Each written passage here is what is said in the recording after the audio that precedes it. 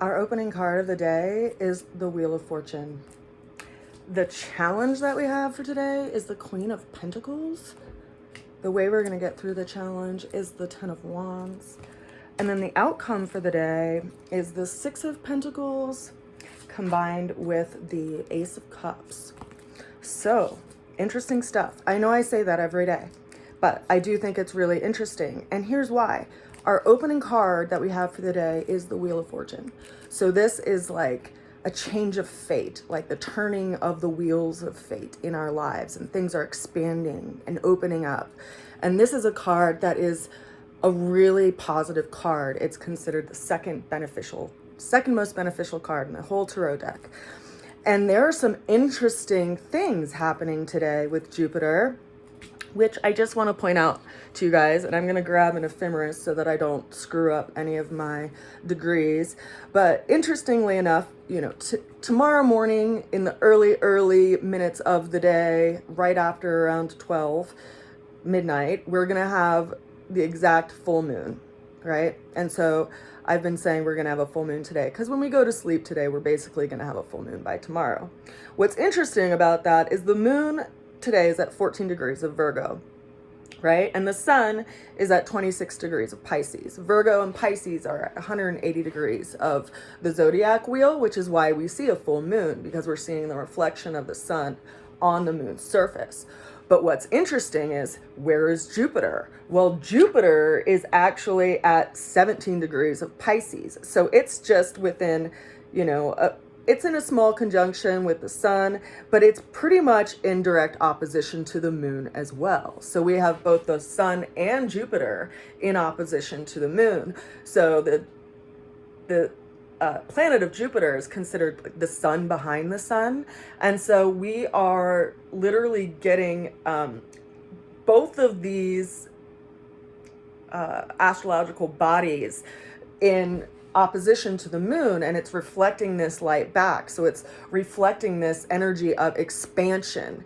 And I bring that up, and I don't say that in any kind of slight, because Jupiter is an amazing planet when it transits certain areas of your life. And there's this zodiac wheel, right? If you've ever looked at your natal chart, it looks like a wheel. It's a circle, and there's 12 pieces of the pie to that circle. And I wanted to like just look back at my own life to give you guys some examples in regard to how Jupiter can expand areas of your life depending on which piece of the pie it's transiting in your natal chart. So I have a Virgo rising, which basically sets the wheel for my natal chart wheel. So when Jupiter was in Leo, which is in my 12th house, I graduated college. And I also made the connection to one of my greatest teachers.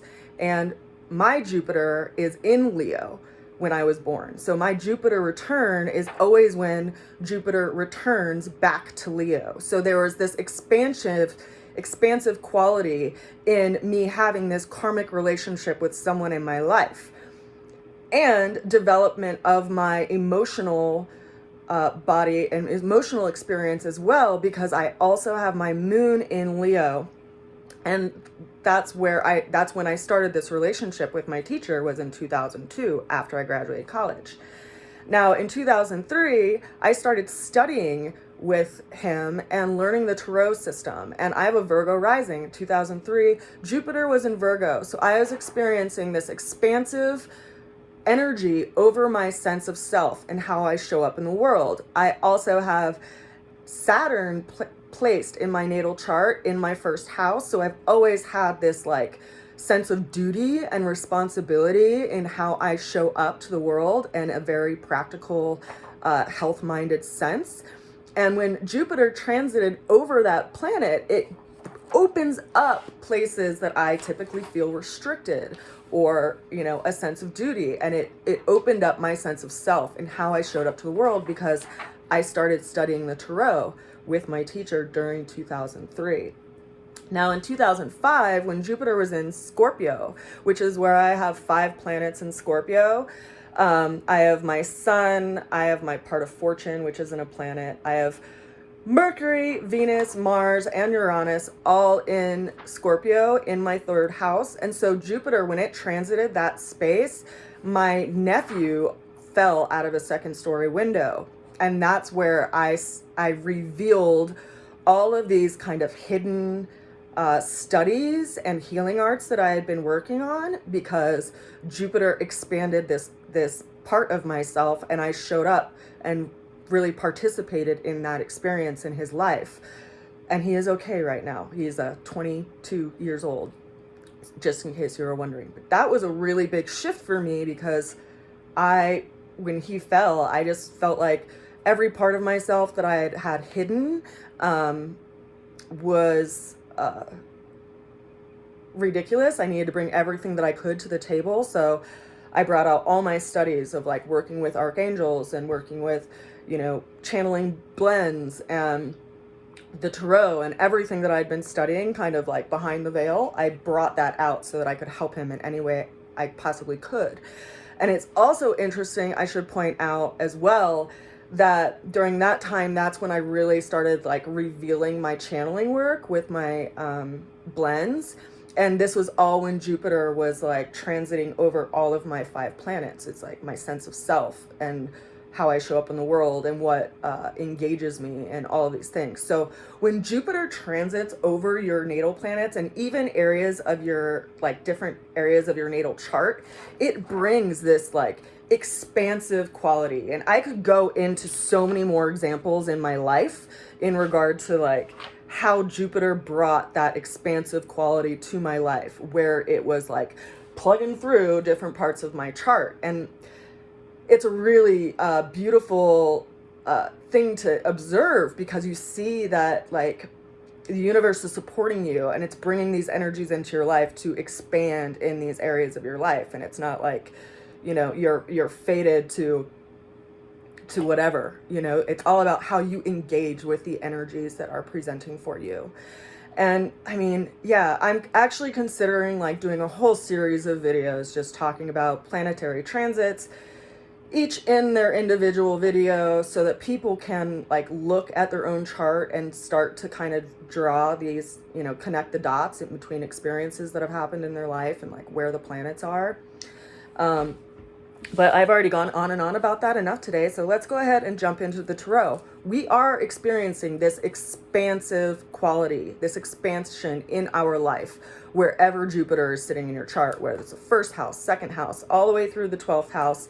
And it's going to be engaging with your planets if they are in, positive relationship to a water sign or in square relationship by mutable sign. So it's, there is this like opening up that is happening in our emotional experience, because it's highlighting, where Virgo is, which is literally like what's practical, what's useful, what do we do day to day, and what is our biggest wish, and how do we redirect our focus to that and our energy toward that.